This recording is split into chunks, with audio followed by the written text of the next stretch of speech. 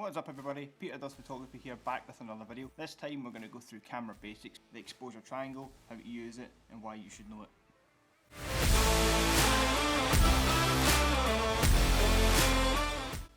So the three fundamentals of the camera basics are aperture, shutter speed and ISO. So why are those three things the main building blocks of photography? And not only photography but videography as well.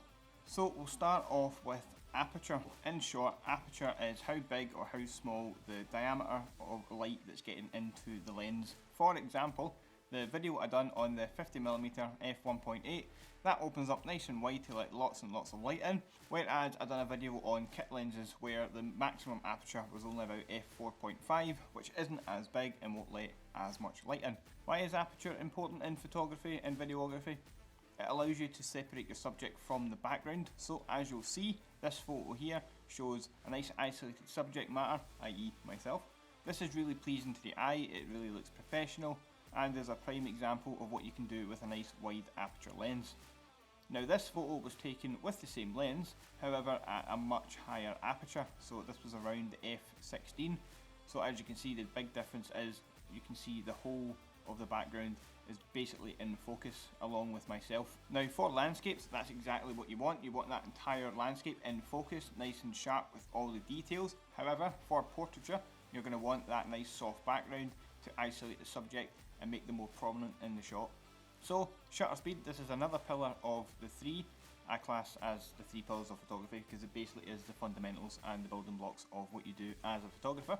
So you can see in this photo I'm waving my arms, and with a fast shutter speed you can capture that action, it just stops that action right where it is. However, as you'll see now, with a slower shutter speed, this was around 1/8 of a second, you can then see all the motion blur caused by my arms waving around. Now the reason that this has happened is because the shutter is taking longer to come down and open again, whereas a fast shutter speed is happening really quickly. So why do we need to pay attention to our shutter speed? It's vital for sports photography that those images are sharp. Because they've got such fast moving subjects, you need to be really on the ball with the shutter speed so you can capture and freeze the motion. And then as a landscape photographer, you're going to want to slow down motion in certain aspects. So when it comes to water, just like this photo, you can then slow that shutter speed down. It makes the water nice and flowy and it creates a really pleasing atmospheric shot.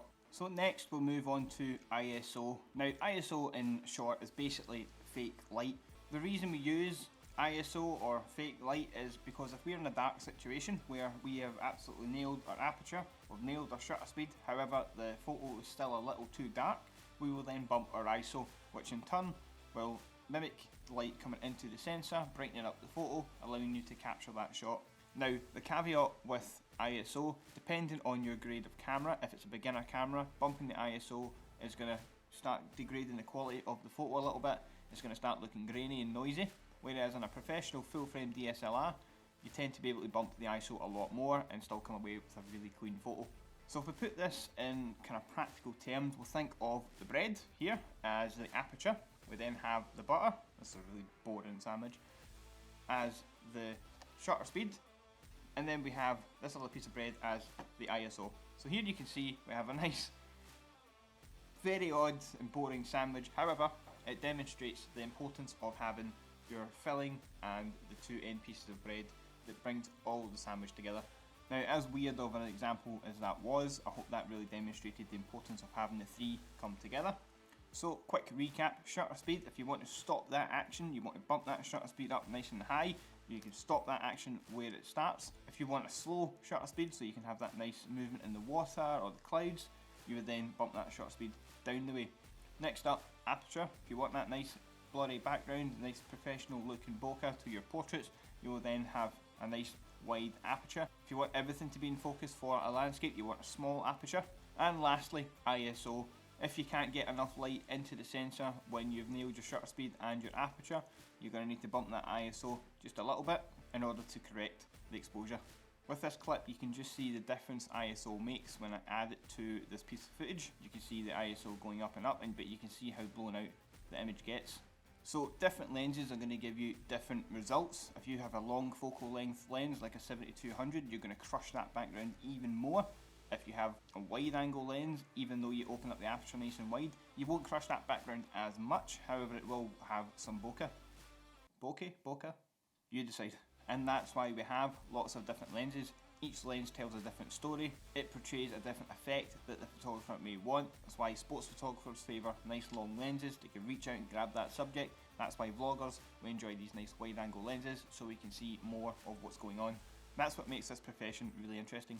Now, ISO in the past used to be film, so you would pick up a 100 ISO film, a 400 ISO film, an 800 ISO film, and you would chuck it in your SLR camera, and that's how you would manipulate extra light into your image. Nowadays we have digital ISO where we can just bump away where we want to.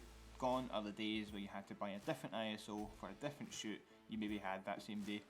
So I really recommend, if you're beginning in photography, that you've learned these 3 pillars of photography, otherwise known as the exposure triangle, really well. Master that. Don't even think about upgrading your camera until you can look at a photo and pick out what exactly is wrong with that photo. If you can look at something and you know how to fix it using shutter speed, ISO, or your aperture, and you know what's wrong with that, then I suggest you can then start upgrading. If you can look at a situation and go, that lens isn't fast enough, the aperture wasn't wide enough, then great, that's you know you're on your way to becoming a great photographer. So it's the same thing when you get ready in the morning. You don't think about it, you just put the clothes on and you get out the door. It's the same thing with your exposure triangle.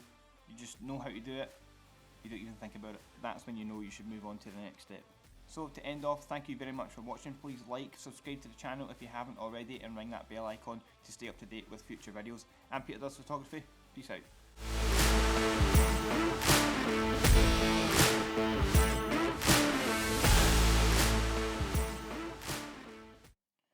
I really could not have thought of a worse sandwich combination.